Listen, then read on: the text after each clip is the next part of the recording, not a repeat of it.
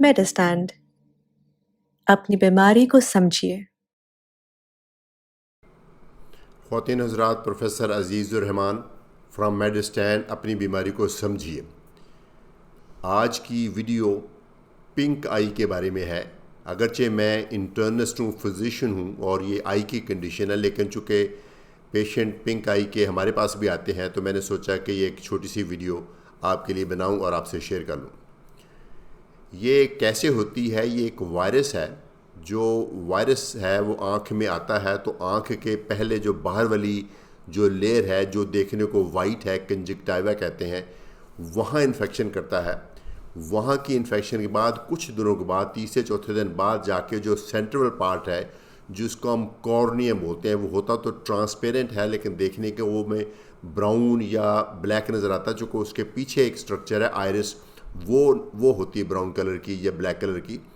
तो ये एक बिल्कुल विंड स्क्रीन की तरह ट्रांसपेरेंट मेम्ब्रेन है। जब फिर इसकी इन्फेक्शन होती है तो शुरू में तो बड़ी मामूली सी सिम्टम होती हैं, थोड़ी सी ऐसे आँखों में खारिश सी होती है, उलझन सी होती है, लेकिन जब बीच वाला पोर्शन कॉर्निया अफेक्ट होता है तो फिर काफ़ी ज़्यादा आँखों में दर्द भी होती है, इरिटेशन भी होती है, आंसू भी बहुत आते हैं, रोशनी बहुत बुरी लगती है जिसको हम फोटोफोबिया कहते हैं। तो इसके नतीजे में जब इंसान की आंखों में इरिटेशन होती है तो रिफ्लेक्सली हम अपनी आंखों को मलते हैं। जब अपनी आंखों को मलते हैं तो वो वायरस वहाँ से अपनी उंगलियों को लग जाता है। वहाँ से उंगली से लगने के बाद या किसी के साथ आप हैंड शेक करें या आप किसी बर्तन को हाथ लगाएं या आपने किसी भी फिज़िकल चीज़ को हाथ लगाया, पेन को लगाया, थर्मामीटर को लगाया, किसी भी टेबल पे लगाया, ग्लास पे लगाया, तो वो जरासीम वहाँ लग जाता है। तो वहाँ से अगर कोई शख्स और टच करेगा, वो उस शख्स ने आपके साथ डायरेक्ट हैंड शेक की है तो भी लग गया, लेकिन जिस चीज़ को आपने टच किया या जिस चीज़ को भी उस पेशेंट ने टच किया जिसको ये वायरस था, तो दूसरे इंसान के अंदर भी चला जाएगा।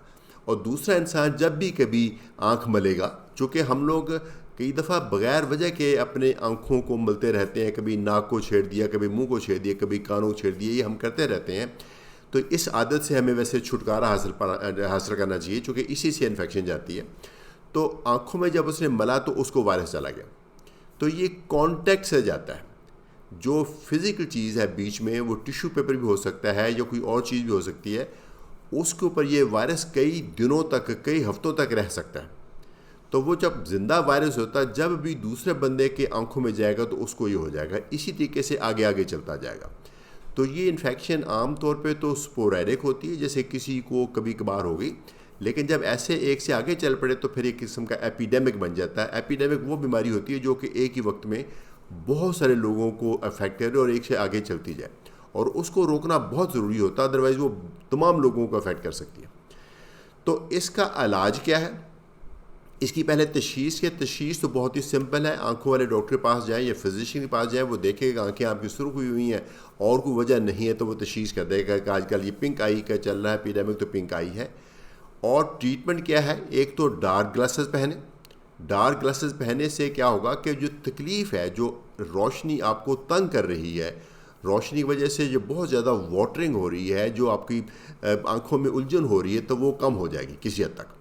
बाहर निकलना अगर पॉसिबल है तो अवॉइड कर लें। ऑफ कोर्स हर वक्त हर इंसान के लिए पॉसिबल नहीं होता, कई दफ़ा घर से बाहर निकलना पड़ता है जॉब के लिए, काम के लिए, तो लेकिन अगर अवॉइड हो सकता तो अवॉइड कर लें।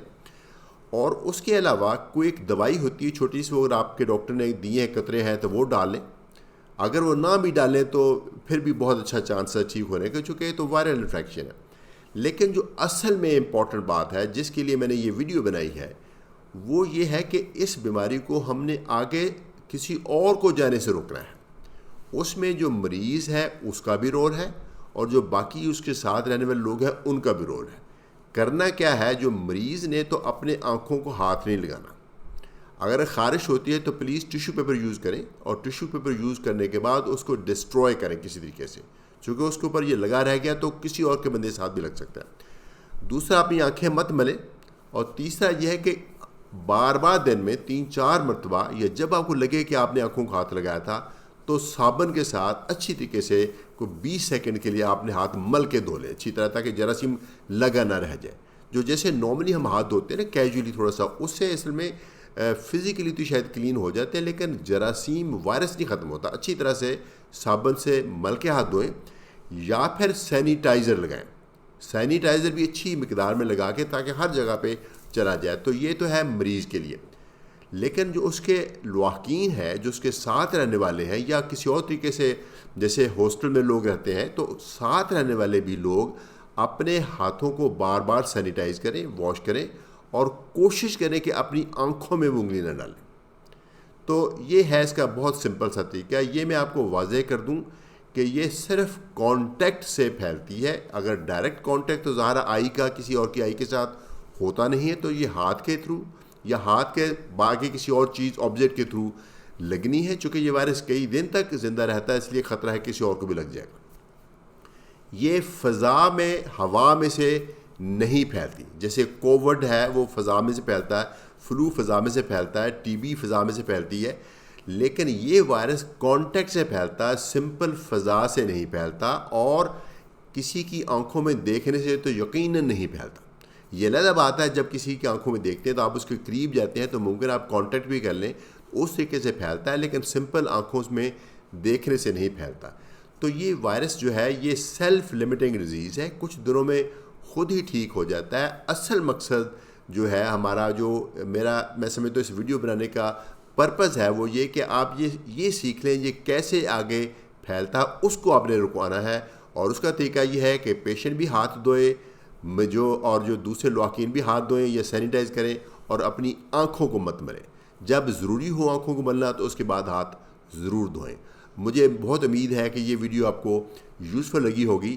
اگر اس پہ آپ عمل کریں گے تو انشاءاللہ یہ ایپیڈیمک یہیں ختم ہو جائے گا. بہت شکریہ.